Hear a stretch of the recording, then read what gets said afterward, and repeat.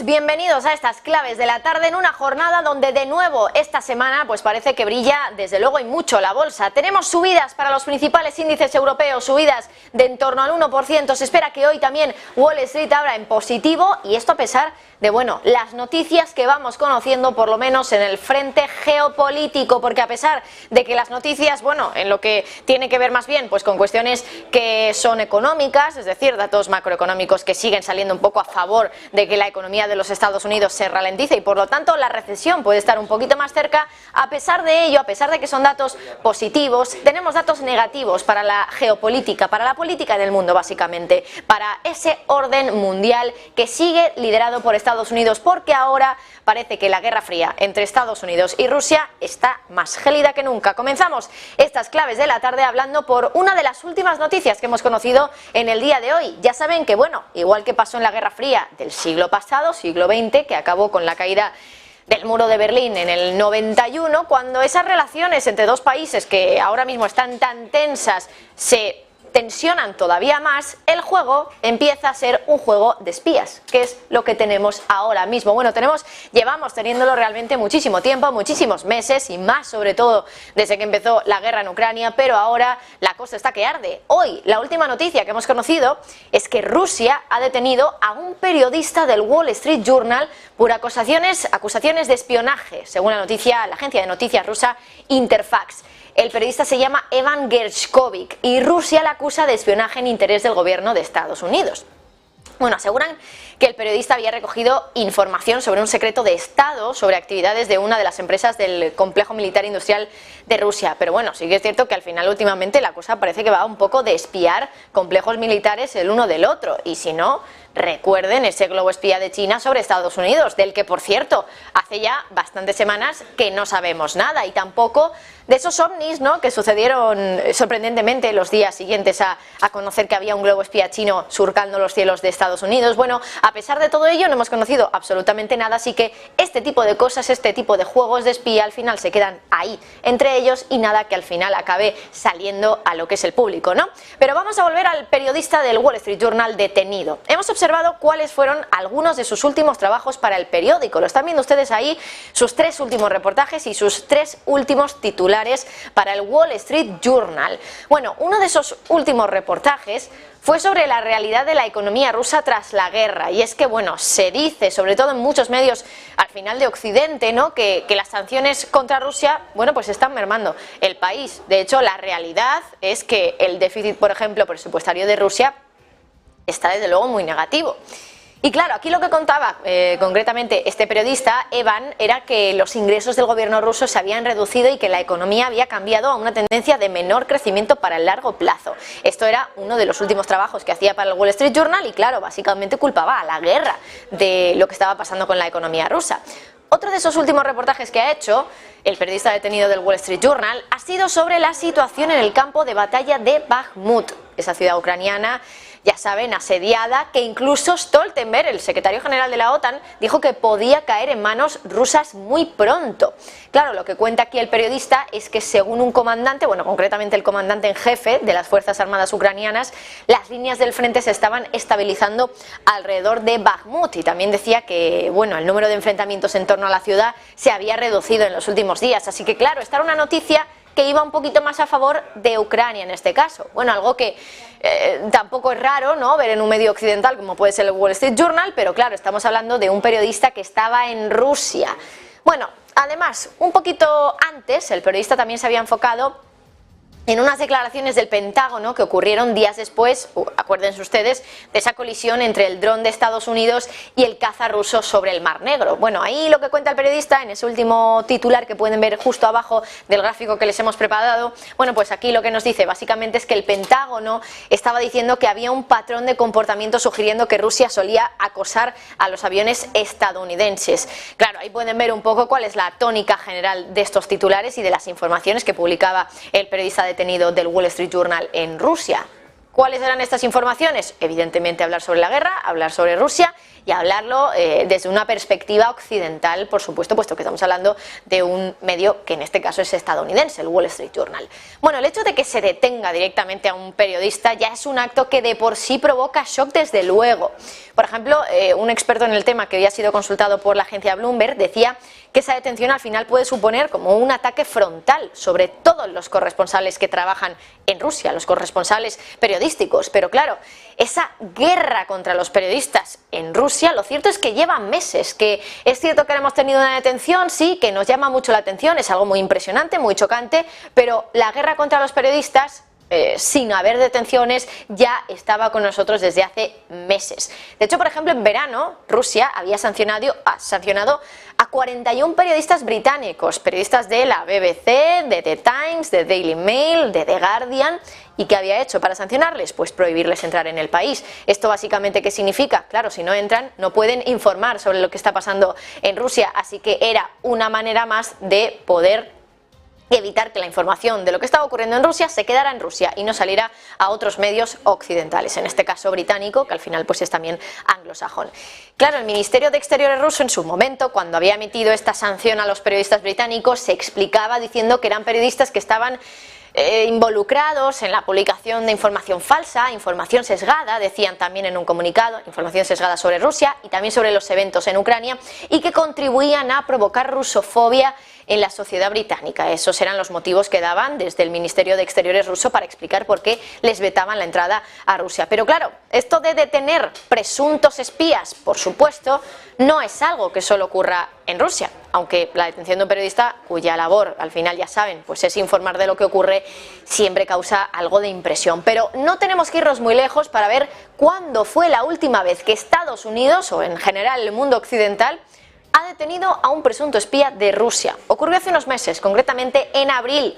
Se detuvo en Países Bajos a un presunto espía ruso que intentaba penetrar en la Corte Penal Internacional de La Haya, utilizando una identidad que era falsa, que había desarrollado durante una década, concretamente. Claro, casualmente parece llamativo decir que una de las últimas detenciones fue de un espía ruso que estaba intentando entrar en la Corte Penal Internacional. Vaya, casualmente esa misma Corte Penal que ha emitido la orden de arresto contra Vladimir Putin. Bueno, esto fue por supuesto mucho más tarde, la detención se produjo en abril, esto ha sido hace unas semanas la emisión de esta orden de arresto, pero de todas formas es llamativo, desde luego. Estados Unidos había acusado a este ciudadano ruso le había acusado públicamente de ser un agente ilegal de la élite de la agencia de inteligencia rusa militar GRU. Y dicen que se había hecho pasar por un ciudadano brasileño, esa es la identidad falsa de la que les hablábamos. Víctor Müller Ferreira era el nombre que había utilizado durante muchos meses, y por cierto era incluso una identidad con la que había conseguido, por ejemplo, la maestría en la Universidad Johns Hopkins en política exterior de Estados Unidos, y había ganado también, por ejemplo, pues una capacidad de poder atender en la ICC. Fue detenido, como decimos, en abril en Países Bajos cuando presentó ese pasaporte de Víctor Ferreira, que era la identidad falsa que tenía este ruso. Pero bueno, el tema de los espías al final es algo habitual, ¿no?, en las guerras frías. De hecho, por ejemplo, también lo fue durante la segunda mitad del siglo XX, cuando teníamos la Guerra Fría, que se considera como tal, de hecho. Y sin ir más lejos, por ejemplo, vamos a darles un dato para que lo tengan ustedes fresco, y es que la Oficina de Asuntos Estratégicos que creó el mundo anglosajón en 1941 llegó a tener 13.000 empleados, 13.000 personas dedicadas ¿a qué? A espiar, básicamente, y a espiar sobre todo a Rusia, al que se consideraba el enemigo en aquel entonces. Así que esta detención de Rusia solo nos muestra una vez más que de nuevo volvemos a tener un juego de espías, y que no es una cuestión que solo haga Rusia en este caso. También ha habido detenciones por la parte occidental. Es cierto que al ser un periodista pues puede llamar un poquito más la atención, porque al final la labor de un periodista es informar también en el lugar de los hechos, en este caso Rusia, y por lo tanto pues llama la atención, y además puede crear alarma de que esto pueda ocurrir con otros periodistas corresponsales que también estén en Rusia. Bueno, con esto ya nos vamos a la siguiente clave de la jornada, y que tiene que ver con ese dato de inflación que hemos conocido hoy en España. Bueno, hemos tenido más datos, pero vamos a fijarnos en el de nuestro país, en la inflación española, porque ha sido desde luego uno de los datos macroeconómicos que más titulares ha copado en la prensa internacional, incluso muchos titulares diciendo la inflación española baja, y pone al Banco Central Europeo mirando desde luego al dato de IPC español. Pero claro, voy a darles el dato primero para el que no lo haya podido ver esta mañana, para que tengan ustedes toda la información y enseguida la analizamos, pero primero los datos. Dato de IPC adelantado de marzo en España, 3,3%, 6% en febrero, para que se hagan ustedes una idea del cambio y de la bajada drástica que ha sufrido la inflación, claro, al menos en el titular. Es decir, baja casi pues a la mitad, ya lo pueden ver, del 6 al 3,3. Además también bate expectativas, la estimación era del 3,8, ha bajado al 3,3, batiendo expectativas por tanto. Eso en términos anuales, claro. Luego si miramos en términos mensuales, siguen subiendo los precios. Cuando en un momento en la inflación en Europa, en España, teníamos meses en los que la inflación bajaba, es decir, los precios estaban bajando mes a mes, ahora no, ahora siguen subiendo. Así que esto ya es algo que nos tiene que hacer chirriar, nos tiene que hacer decir por qué está subiendo la inflación mensual, pero luego en la general anual tenemos esa caída tan drástica del 6 al 3,3. Y luego, claro, está la subyacente, que es el problemón que no tratan desde los gobiernos, pero sí se enfocan en ello mucho desde el Banco Central Europeo, que insiste en que lo que tiene que bajar no es tanto la general, sino la subyacente, y sigue muy alta en España, 7,5%. Es verdad que ha bajado una décima respecto al mes anterior, pero claro, del 7,6 al 7,5 pues sigue prácticamente igual y muy por encima del dato de la general.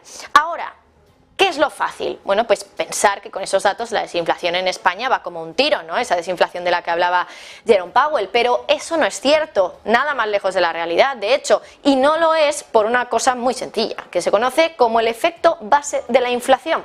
Bueno, ¿qué es el efecto base y por qué ahora nos centramos en él? Bueno, pues si explicamos muy sencillamente el efecto base, simplemente es el efecto que tiene que comparar una cosa con otra cosa, es decir, no es lo mismo, por ejemplo, comparar el nivel de precios que tenemos a día de hoy, en marzo de 2023, con el nivel de precios que teníamos en 1957.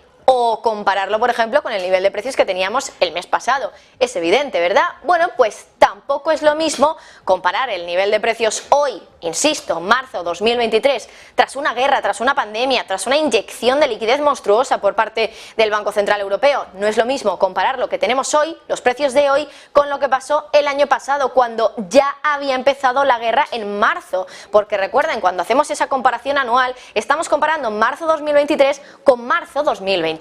¿Y cuándo empezó la guerra? A finales de febrero. Por lo tanto, en marzo ya empezábamos a tener las primeras consecuencias de la guerra en términos energéticos, que es lo que hizo que la inflación se disparara en los últimos meses, sobre todo en los primeros de la guerra. No es lo mismo, claro, que compararlo, por ejemplo, con precios que teníamos en 2019, cuando aún pensábamos pues que nunca jamás íbamos a volver a tener una inflación superior o incluso cercana al 2%, porque incluso los bancos centrales estaban preocupados por hacer que los precios subieran un poco, porque parecía que la inflación no llegaba, y al final algo de inflación, siempre nos lo han dicho los bancos centrales, es algo sano.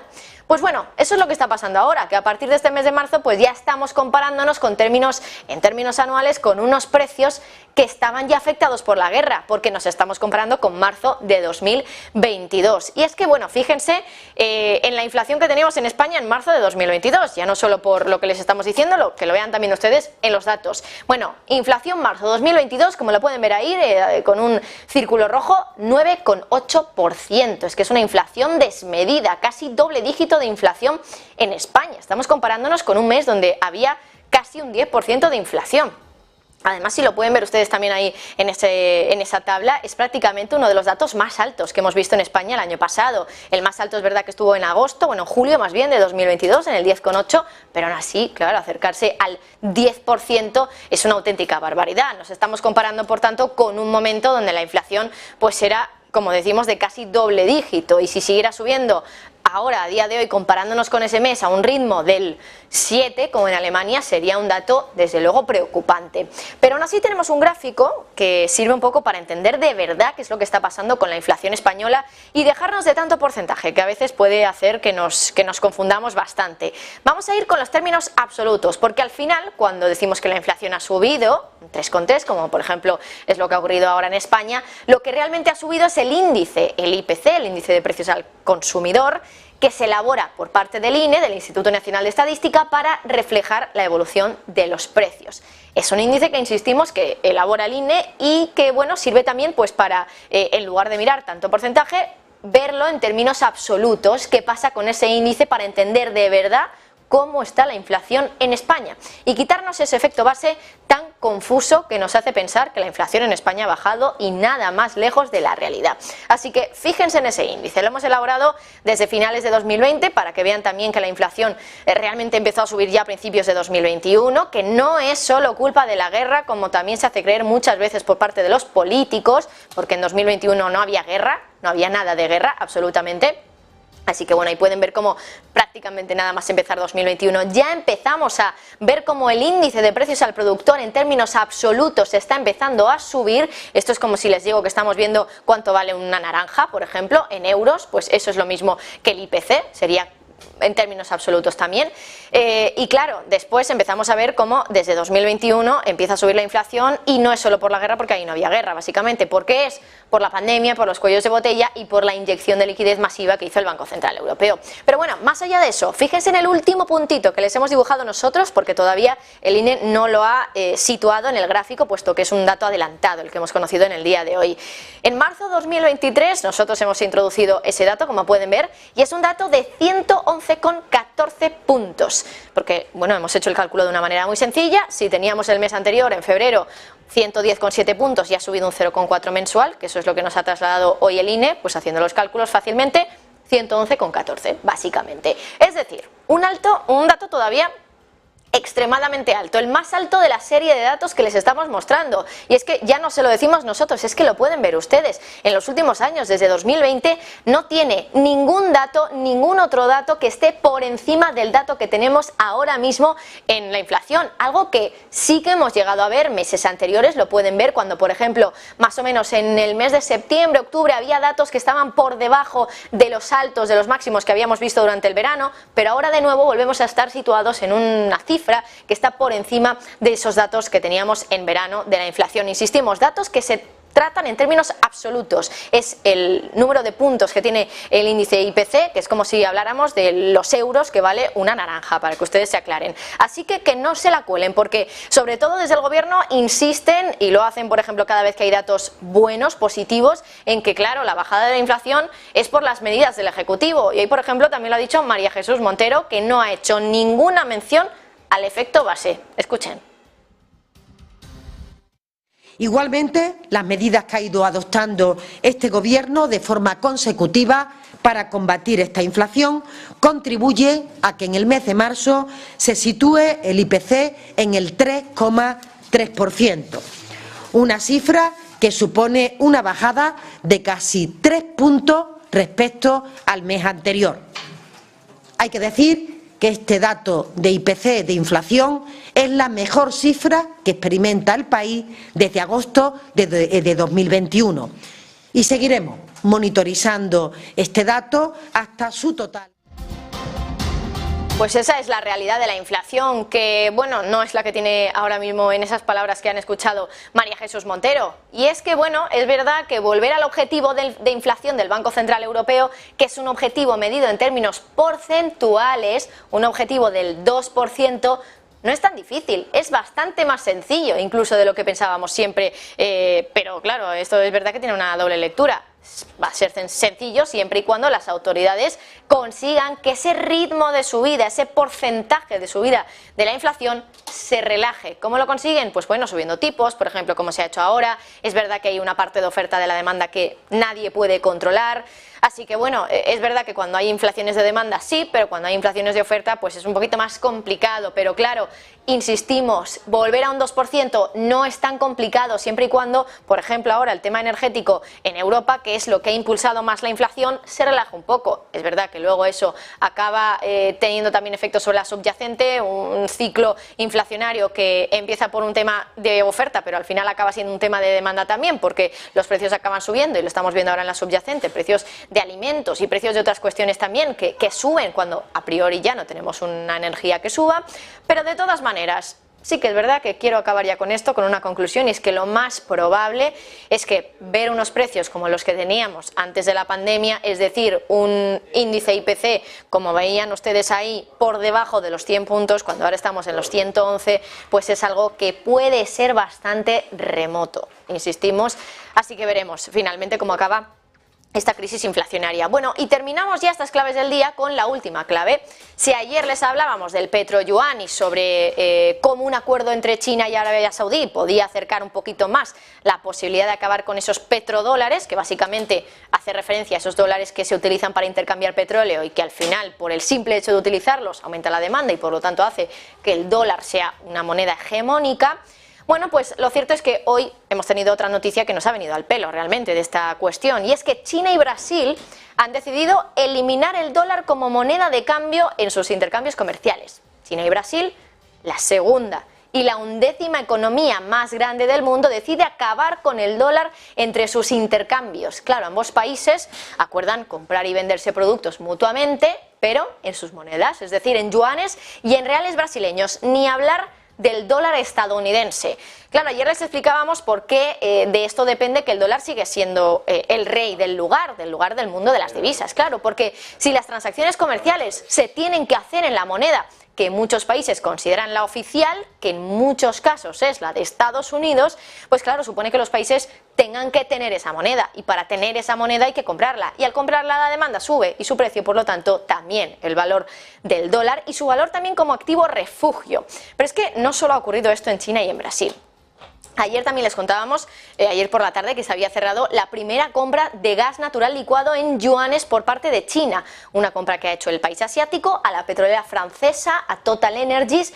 Pero de todas formas, eso sí que es cierto que puede resultar algo engañoso decir que el acuerdo ha sido entre China y Francia, puesto que ese petróleo realmente venía de Emiratos Árabes Unidos. Al final, un país de Oriente Medio, más comprometido pues con el hecho de ir en contra de los intereses de Estados Unidos y también contra los intereses de su dólar. Por cierto, fueron aproximadamente 65.000 toneladas de gas natural licuado los que importó China de de Emiratos Árabes Unidos con yuanes y no con dólares. Pero ¿por qué hasta ahora se ha considerado al dólar estadounidense como la reserva mundial y como la moneda con la que hacer transacciones de manera oficial? Bueno, lo curioso es que para muchos países el dólar de Estados Unidos es la moneda oficial. Es el caso, por ejemplo, de El Salvador, de Panamá y de Ecuador. Y otros muchos, por ejemplo, países con monedas propias, pero con monedas muy débiles, un caso evidente puede ser Argentina, puede ser también Uruguay, es que realmente estas personas, las que viven ahí, es cierto, tienen pesos, por ejemplo, pero mucho de su dinero está ahorrado en dólares porque saben que no va a perder tanto poder adquisitivo como sí lo puede hacer si sus ahorros se guardan en sus respectivas monedas. Pero la historia de la hegemonía del dólar se remonta realmente a 1944. El acuerdo de Bretton Woods, que les sonará mucho a ustedes, lo que hizo fue establecer el dólar como la moneda de reserva mundial. Ahí 44 países habían acordado tener un sistema monetario global y hacer al dólar un poco el rey de ese sistema monetario. Un dólar que, por cierto, a su vez estaba respaldado por oro, ya lo saben.